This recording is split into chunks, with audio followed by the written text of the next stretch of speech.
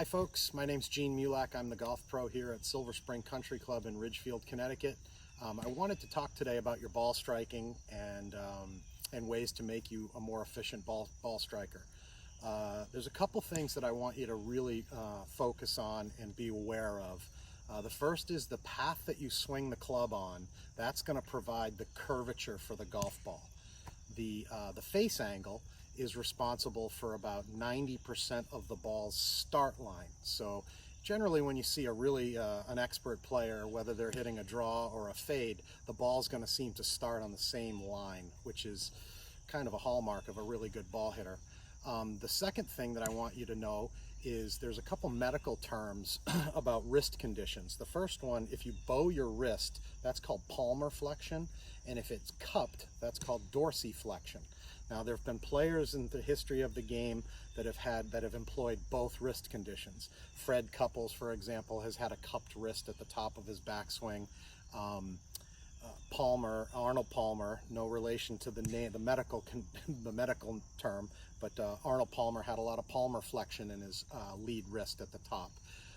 Currently today in the top 10 in the world, Dustin Johnson, Jon Rahm, Collin Morikawa, they're all employing much more of a bowed wrist at the top. What that will help the common golfer to do is takes a lot of timing out of their golf swing.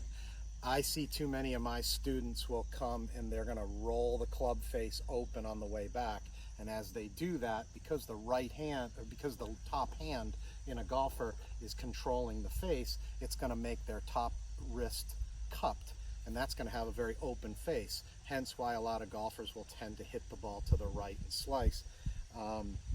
So one of the things that I'd like to see you try to do is as the club is coming back, if there was an eyeball on the sweet spot of the club, you want to feel like that eyeball is going to stay looking at the ball for as long as you can.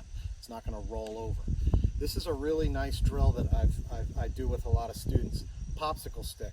Take it right down inside your glove, and that's going to keep that lead wrist flat, okay? I'm going to hit a shot for you.